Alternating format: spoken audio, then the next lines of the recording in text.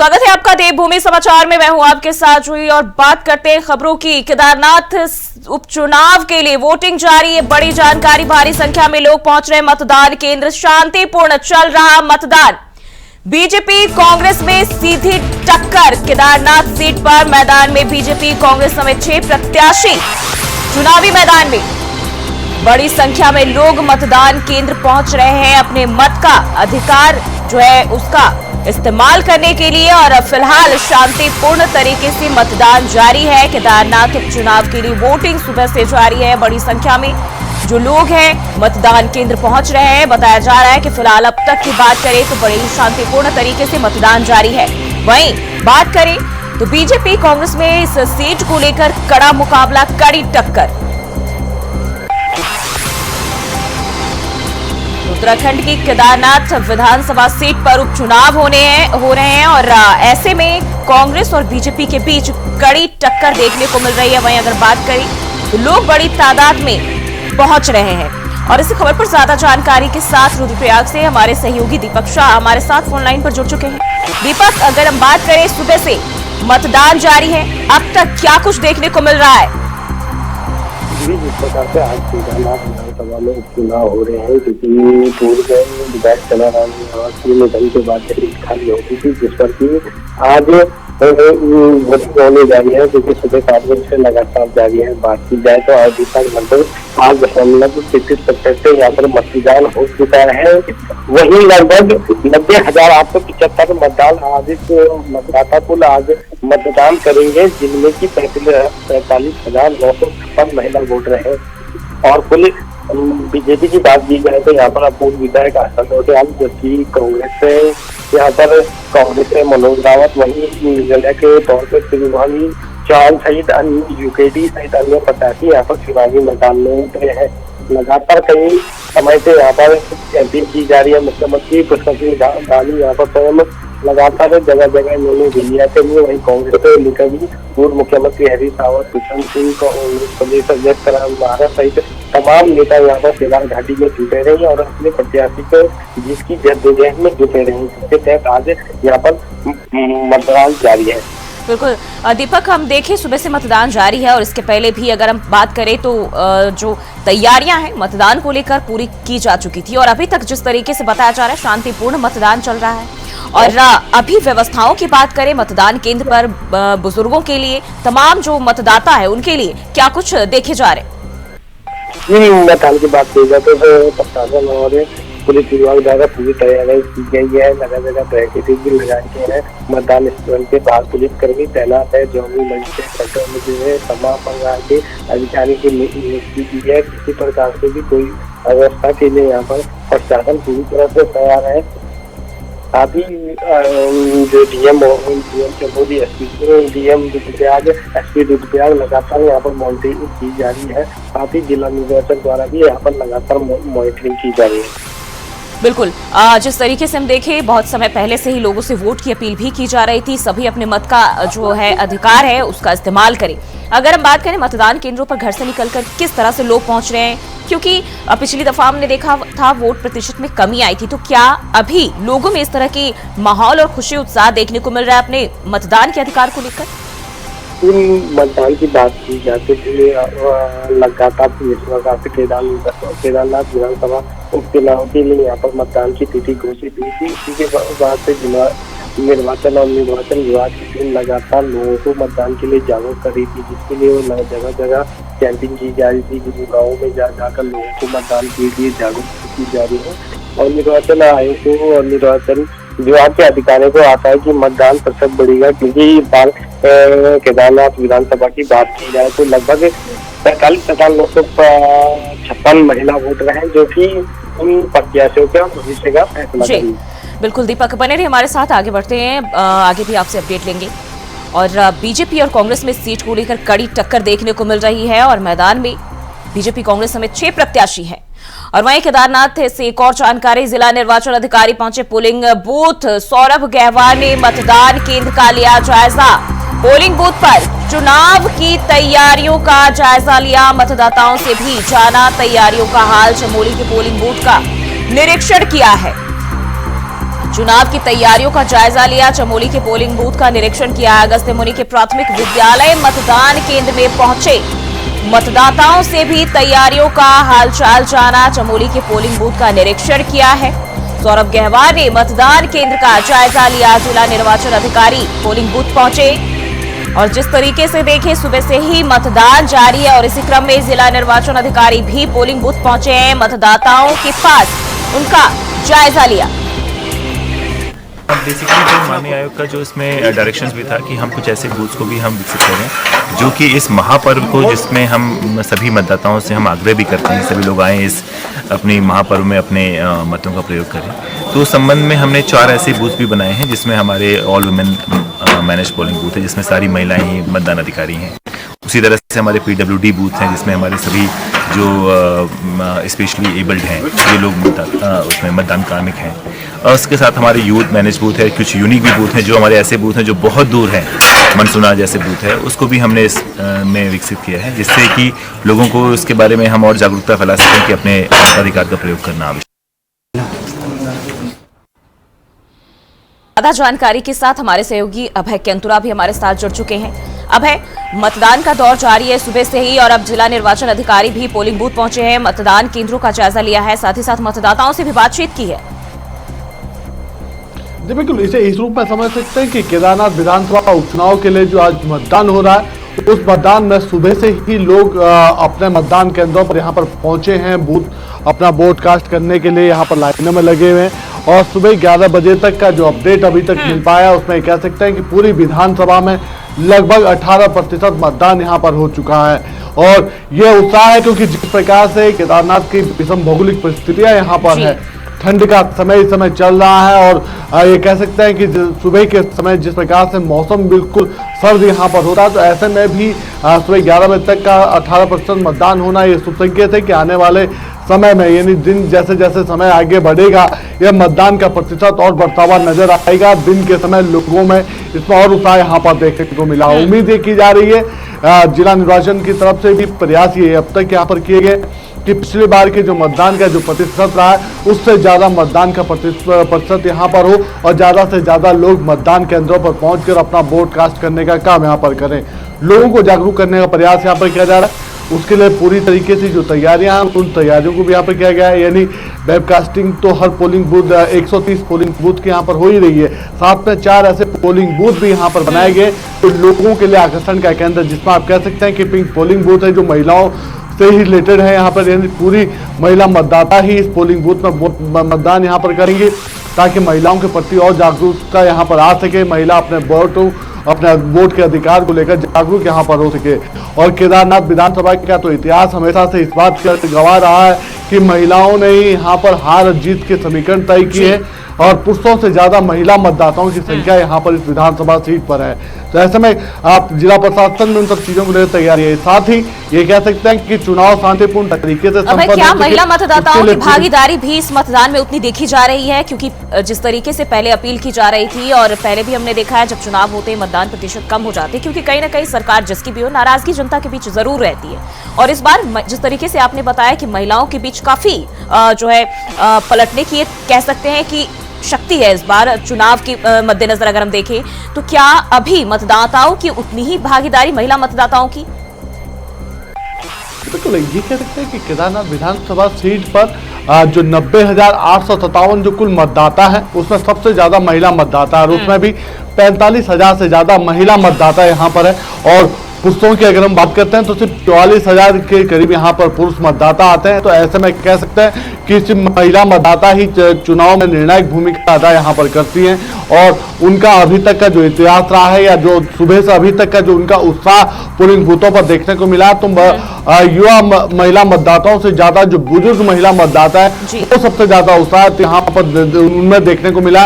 वो polling booth पर पहुंचकर लाइनों में लगी हुई है और अपने वोट को कास्ट करने का काम उनकी तरफ से किया जाता है। साथ ही ये कह सकते हैं कि जो सियासी दल है वो भी जनता के भी जागरूकता फैला रहे हैं कि ज्यादा से ज्यादा लोग पोलिंग बूथ तक पहुंचे और अब तो ये कह सकते हैं कि जिला प्रशासन ने भी एक नारा देना शुरू यहाँ पर सुबह से ही किया कि पहले मतदान फिर जलपान, यानी पहले ज्यादातर लोग अपने घरों से बाहर निकले, मतदान करें और मतदान करने के बाद ही जलपान करने का काम यहाँ पर करेंगे, यानी जो दूसरे जो कार्य उन कार्यों को करने का काम यहाँ पर करें। क्योंकि पूरी विधानसभा में कह सकते हैं कि आज का ये जो मतदान का दिन है इसको सार्वजनिक अवकाश के रूप में वहां पर रखा गया, यानी पूरी विधानसभा में कोई स्कूल इस समय खुला नहीं है, कोई सरकारी कार्यालय इस समय खुले नहीं है। सभी ज्यादा से ज्यादा कर्मचारियों को पोलिंग में के इस महापर्व में, यानी जो चुनाव का जो महापर्व है उस पर्व में शिरकत करने के लिए यहाँ पर कहा गया। तो जागरूकता बढ़ाई जा रही है, साथ ही ये कह सकते हैं कि शांतिपूर्ण तरीके से मतदान को संपन्न कराने की जो तैयारियां उसको भी जिला प्रशासन की तरफ से बखूबी करने का काम किया जा रहा है। कांग्रेस और बीजेपी आमने सामने रही है, इस बार के मुकाबले की बात करें कितना जबरदस्त। बिल्कुल ये कहें कि 5 विधानसभा चुनावों में अब तक का जो परिणाम यहाँ पर रहा है, उन 5 विधानसभा चुनावों में 4 बार महिला प्रत्याशी यहाँ पर जीती है।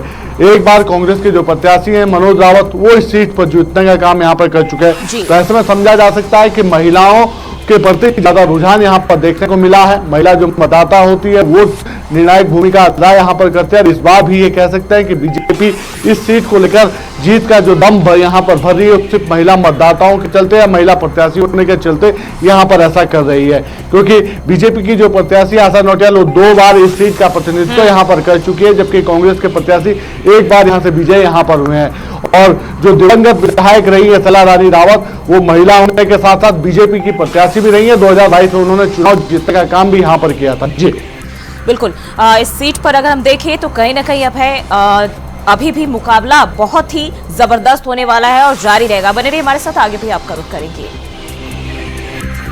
तो इस सीट पर जो है कड़ा मुकाबला और मतदान केंद्र जो लोग हैं वो पहुंच रहे हैं। सुबह से ही मतदान का दौर जारी है और बड़ी संख्या में मतदाता वहां पहुंच रहे हैं। और वहीं केदारनाथ विधानसभा में हो रहे चुनाव को लेकर जहां वोटिंग जारी है, तो वहीं बीजेपी उम्मीदवार आशा नौटियाल ने अपने मतदान का प्रयोग करने से पहले उखीमठ स्थित ओंकारेश्वर मंदिर में माथा टेककर पूजा अर्चना की और जीत की मनोकामना की। आशा नौटियाल का कहना है कि वो पूरे तरीके से अस्वस्थ है और केदारनाथ की जनता उनको अपना आशीर्वाद देने जा रही है। इसके साथ ही उन्होंने सभी मतदाताओं से अपने मत का प्रयोग करने की अपील भी की। मैं जीत को लेके तो पूरी आश्वस्त हूँ और अभी ओंकारेश्वर मंदिर बाबा केदारनाथ के शीतकालीन गद्दी स्थल से आप सभी केदारनाथ के विधानसभा के मतदाताओं से मेरी अपील यही है कि मतदान करें और भारतीय जनता पार्टी के पक्ष में करें ताकि हमारा सनातन आगे बढ़ता रहे। सच में हमारे साथ बने हुए अभय, जिस तरीके से हम देखें मतदान के पहले आशा नौटियाल ने जो है माथा टेका है और साथ ही साथ लोगों से मतदान की भी अपील की है, जन समर्थन की अपील की है। जी बिल्कुल, इसे ये समझ सकते हैं कि चाहे कांग्रेस के हों या बीजेपी के हों या फिर दूसरे जो निर्दलीय प्रत्याशी हों, सभी जनता से अपील अपने पक्ष में मतदान के यहाँ पर कर रहे हैं। जनता ज्यादा से ज्यादा मतदान कर सके उसको लेकर उनका प्रयास यही है कि मतदाताओं को उनके घरों से पोलिंग बूथ तक पहुंचाने का काम वो यहाँ पर कर रहे हैं। जो प्रवासी मतदाता हैं उनको भी ज्यादा संख्या में यहाँ पर पहुंचाने का काम अभी तक सियासी दलों के प्रत्याशियों की तरफ से यहाँ पर किया जा चुका है। और ये कह सकते हैं कि पोस्टल बैलेट को लेकर भी स्वयं जो पार्टी के जो प्रत्याशी यहाँ पर रहे हैं, चाहे बीजेपी को या कांग्रेस को, उनकी तरफ से पोस्टल बैलेट को लेकर भी जागरूकता चलाने का काम यहाँ पर किया गया था, ताकि जो सर्विस वोटर्स हैं जो बाहर सर्विस कर रहे हैं उनके भी वोट कास्ट करने का काम यहाँ पर पोस्टल बैलेट के माध्यम से किया जा सके। तो लोगों को ज्यादा से ज्यादा अपील यहाँ पर मतदान को लेकर की जा रही। अब देखना यही है कि जैसे जैसे समय आगे बढ़ रहा है मतदान के इस दिन में, आज जैसे जैसे समय आगे बढ़ रहा है, लोग कितने पोलिंग बूथ तक पहुंच पाते हैं। क्योंकि अभी तक ये कह सकते हैं कि 11 बजे तक लगभग 18% मतदान यहाँ पर हुआ है और ये पहाड़ी जिलों के हिसाब से जो पहाड़ में जो परिस्थितियां होती है उस हिसाब से काफी सुकून भरा कहा जा सकता है कि अभी तक के जो प्रयास रहे हैं मतदाताओं को पोलिंग बूथ तक खींचने में वो काफी हद तक सफल होते हुए दिख रहे हैं। लेकिन दिन के समय और ज्यादा से ज्यादा मतदान यहाँ पर हो सके, जो पुराने जो आंकड़े यहाँ पर हैं मतदान प्रतिशत के, वो सभी यहाँ पर टूट सके, नए मतदान के आंकड़े यहाँ पर दर्ज हो सके, रिकॉर्ड वाले आंकड़े यहाँ पर हो सके, उसके लिए प्रयास किया जाना बाकी है। बीजेपी कांग्रेस दोनों प्रत्याशी जीत का दावा जरूर यहां पर कर रहे हैं, लेकिन जनता जनार्दन है वो सभी सियासी दलों के जो प्रत्याशी उनके दावों को परखने का काम यहां पर कर रही है। उनकी तरफ से जो मुद्दे उठाए गए हैं उन मुद्दों पर भरोसा करने के बाद ही वो अपना ब्रॉडकास्ट करने का काम यहां पर कर रही है। जी, अब है आप बने रहिए हमारे साथ, आगे भी आपका रुख करते हैं।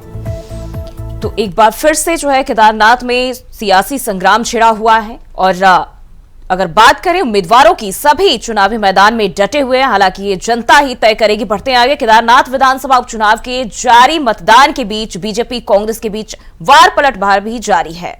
केदारनाथ विधानसभा में पार्टी प्रत्याशी मनोज रावत के पक्ष में प्रचार प्रसार करने के बाद पूर्व कैबिनेट मंत्री हरक सिंह रावत वापस देहरादून पहुंचे और उन्होंने एक बड़ा दावा कर दिया। हरक सिंह रावत ने केदार घाटी में कांग्रेस की जीत का दावा किया है। उनका कहना है कि वो पिछले कई दिनों से केदारनाथ में पार्टी का प्रचार प्रसार कर रहे हैं। माहौल भाजपा के खिलाफ है। मुख्यमंत्री पुष्कर सिंह धामी के खिलाफ लोगों में आक्रोश है। चार धाम यात्रा की बदहाली, दिल्ली में केदारनाथ धाम मंदिर का शिलान्यास करने के साथ ही तमाम मुद्दों को लेकर लोगों में आक्रोश देखने को मिल रहा है। आपको बता दें कि केदारनाथ विधायक शैला नारी के निधन के बाद केदारनाथ में उपचुनाव हो रहे हैं।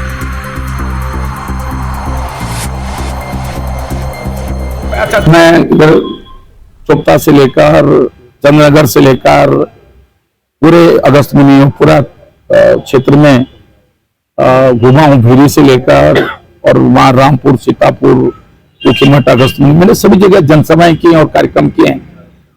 वहां माहौल एकदम भाजपा के खिलाफ और विशेष करके भारतीय जनता सरकार के खिलाफ है माहौल, मुख्यमंत्री के खिलाफ है माहौल। इसलिए खिलाफ है कि कहीं ना कहीं लोगों को ये लगता है वहां कि हमारे साथ अच्छा व्यवहार नहीं हो रहा है, सौतेला व्यवहार हो रहा है। ये एक माहौल इस तरह का वहां बना हुआ है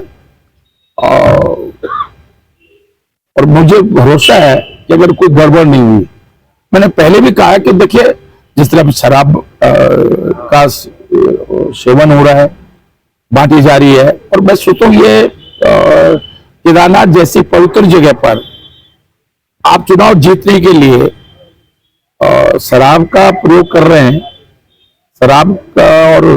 शराब और धन के बलबूते पे चुनाव जीतना चाहते हैं, इससे बड़ा दुर्भाग्यपूर्ण स्थिति नहीं हो सकती है। और देखिए आशा नोटाल जी से मैंने पहले भी कहा कि मेरे बहुत व्यक्तिगत संबंध है, मैं कोई उस महिला के बारे में कोई टिप्पणी नहीं कर सकता। बहुत छोटे संघर्ष से वो महिला आगे आई है। मनोज रावत को भी मैं बहुत बचपन से जानता हूं, जब वो छात्र नेता था तब से जानता हूं। यूथ कांग्रेस का जब रुद्रप्रयाग जिला नहीं बना था, वो रुद्रप्रयाग और चमोली जिले का युवा कांग्रेस का अध्यक्ष आरपीएन सिंह जो भाजपा में सांसद है इस समय। और अभय कैंतुरा लगातार हमारे साथ हमारे सहयोगी बने हुए। अभय, जिस तरीके से हम देखें चुनाव मतदान जो है चुनाव का वो जारी है, लेकिन वार पलटवार का दौर अभी भी जारी है। कांग्रेस की ओर से ये दावा किया जा रहा है कि इस बार बीजेपी इस सीट पर भी हार रही है और कांग्रेस यहां भी अपनी जो है दावेदारी करने वाली, सत्ता कांग्रेस के हाथ में आने वाली। देखिए सीधे तौर पर कहें तो कांग्रेस बड़ी उत्साहित नजर आ रही है। कांग्रेस के इस उत्साह का कारण भी समझा जा सकता है क्योंकि प्रदेश में 10 साल के बाद कांग्रेस ने बाई इलेक्शन में जीत हासिल करने का काम किया, वो भी दो विधानसभा सीटों पर कांग्रेस ने जीत हासिल की है। बद्रीनाथ विधानसभा सीट और मंगलौर विधानसभा सीट, दोनों पर कांग्रेस के जो प्रत्याशी हैं वो यहाँ पर विजय रहे और ये जीत बीजेपी के लिए बड़ी चिंताजनक कही जा सकती थी। अब ऐसे में कांग्रेस का दावा है कि केदारनाथ की जनता, केदारनाथ जो बाबा हैं वो उनका आशीर्वाद उनको मिलने जा रहा है और केदारनाथ के जरिए तीसरी बड़ी जीत हासिल कांग्रेस यहां पर करेगी और ये सरकार के खिलाफ यहां पर होगा। ऐसे में कांग्रेस सीधे तौर पर मानती है कि जो स्थानीय मुद्दे हैं जिन्हें वो प्रमुख हथियार इस चुनाव में बना रही है उन मुद्दों पर जनता भरोसा करती है क्योंकि जनता से जुड़े मुद्दे हैं। सरकार के जो वायदे हैं वो धरातल पर उतरे नहीं है, वो घोषणाएं धरातल पर उतरी नहीं है, तो ऐसे में जनता अपना को ठगा सा महसूस कर रही है। तो कांग्रेस को लगता है और कांग्रेस को उम्मीद है कि जनता उनके साथ खड़ी है, लेकिन जनता जनार्दन है और ये 23 तारीख को यानी 23 नवंबर को जब मतगणना शुरू होगी तो स्पष्ट हो जाएगा कि जनता ने किसे अपना जनप्रतिनिधि चुना है, किसके साथ जनता खड़ी यहाँ पर होती है। अब बीजेपी की अगर हम बात करते हैं, बीजेपी के लिए यह सीट इस मायने में भी अहम है क्योंकि बीजेपी विधायक शैला रानी के निधन के बाद से ये सीट खाली हुई थी। दूसरा, पीएम मोदी का ये पसंदीदा क्षेत्र माना जाता है और तीसरा ये कि पिछले 2 विधानसभा उपचुनाव में बीजेपी को कड़ी हार मिली थी। देखिए, बीजेपी के लिए ये जो केदारनाथ विधानसभा का जो चुनाव है, ये प्रतिष्ठा का सवाल यहाँ पर बन चुका है, क्योंकि दो उपचुनाव पहले ही बीजेपी यहाँ पर आ चुके। केदारनाथ विधानसभा सीट का हारने का मतलब है कि पूरे देश में बीजेपी के अगेंस्ट एक संदेश जाने का काम यहाँ पर हो सकता है। सीधे बीजेपी के लिए सवाल इस बात से भी ज्यादा बड़ा हो जाता है, बीजेपी के लिए चिंता इस बात से ज्यादा बढ़ जाती है, क्योंकि केदारनाथ से प्रधानमंत्री नरेंद्र मोदी का विशेष लगाव यहाँ पर रहा है। जिस प्रकार से केदारनाथ धाम में आए हैं, लगभग 6 बार वो केदारनाथ धाम यहाँ पर आ चुके हैं। केदारनाथ धाम में जो पुनर्निर्माण के जो काम हो रहे हैं, सीधी उनकी मॉनिटरिंग प्रधानमंत्री कार्यालय से यहाँ पर होती है। तो ऐसे में जब सीधे तौर पर प्रधानमंत्री से जुड़ी हुई चीजें यहाँ पर सामने आती है, तो फिर बीजेपी इस सीट को जीतना चाहती है और उसके लिए सभी तरीके के जो बीजेपी चुनाव की जो रणनीतियां, उन रणनीतियों को बनाने में यहाँ पर जुटी हुई थी और उसी के तहत अपना चुनावी प्रचार भी यहाँ पर कर रही थी। बीजेपी की एक बड़े नेताओं की फौज यहाँ पर चुनाव मैदान यहाँ पर डटी थी। 200 से ज्यादा पदाधिकारी पिछले 1 महीने से इस चुनाव में, विधानसभा के इस चुनाव में यहाँ पर जुटे हुए थे। 5 कैबिनेट मंत्रियों को 5 यानी विधानसभा के 5 मंडलों की जिम्मेदारी 5 अलग अलग कैबिनेट मंत्रियों को यहाँ पर सौंपी गई थी, ताकि जनता के साथ जुड़ने का काम यहाँ पर किया जा सके, जनता पार्टी के प्रति लामबंद हो सके। तो बीजेपी के लिए सवाल, ये चुनाव प्रतिष्ठा का सवाल है और अभी तक ये कहा जा सकता है कि बीजेपी अपनी माइक्रो लेवल रणनीति पर बढ़ने का काम आगे कर चुकी है। जनता को इस चुनाव को प्रति जागरूक करना, मतदान स्थल तक लाने का काम बीजेपी यहाँ पर कर रही है। अब देखना यही होगा कि आज मतदान के दिन जनता किसे अपना जनप्रतिनिधि चुनना चाहते हैं। जो सियासी दलों के जो प्रत्याशी है, उनके भाग्य का फैसला आज ईवीएम में बंद करने का काम जनता के द्वारा किया जाएगा। जी बिल्कुल अभय, बहुत बहुत शुक्रिया जानकारी साझा करने के लिए। तो शांतिपूर्ण मतदान जारी है, लेकिन वार पलटवार का दौर भी लगातार देखने को मिल रहा है। कांग्रेस और बीजेपी के बीच कांटे की टक्कर केदारनाथ विधानसभा उपचुनाव में इस सीट पर दोनों ही पार्टियां अपनी अपनी दावेदारी ठोक रही है और साख का सवाल ये सीट। बढ़ते आगे, मुख्यमंत्री पुष्कर सिंह धामी ने कहा कि केदारनाथ में प्रधानमंत्री नरेंद्र मोदी की प्रेरणा से 2000 करोड़ की धनराशि से दिव्य केदार, भव्य केदार का निर्माण किया जा रहा है। पूरे केदारनाथ धाम में हमारी सरकार द्वारा विकास कार्य चलाए जा रहे हैं और पिछली आपदा के बाद से 750 करोड़ की योजनाएं धरातल पर उतर रही है, जिससे वहां के विकास कार्य आगे बढ़ रहे हैं। वही चुनाव को लेकर मुख्यमंत्री पुष्कर सिंह धामी ने कहा, जिस प्रकार से हरियाणा तीसरी बार भी हरियाणा की सरकार को वहां के लोगों ने चुना है और जहां डबल इंजन की सरकार आई है, वहां लगातार विकास के काम किए जा रहे हैं। केदारधाम स्थित है और हमारे प्रधानमंत्री जी की प्रेरणा से, उनके नेतृत्व में लगभग 2000 करोड़ रुपए से अधिक की धनराशि से श्री केदारधाम दिव्य केदार और भव्य केदार बन रहा है।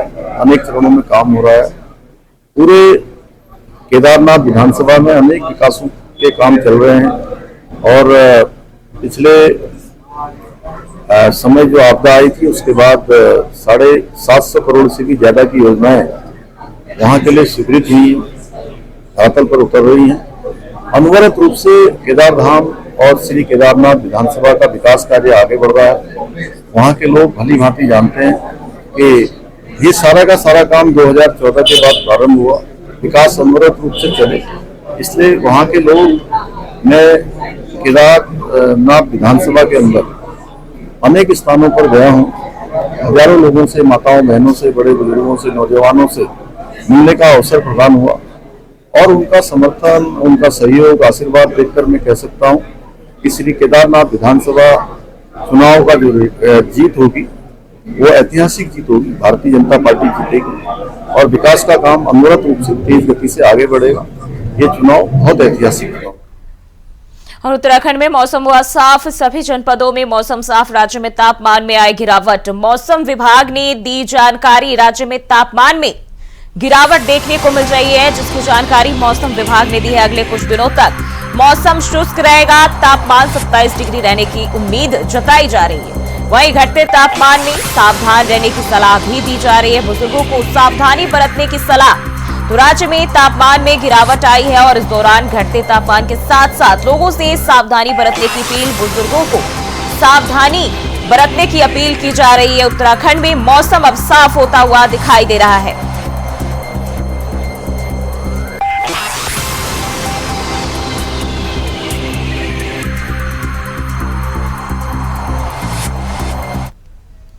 और देवभूमि समाचार में फिलहाल के लिए बस इतना ही। खबरों के लिए बने रहे इंडिया वॉइस के साथ।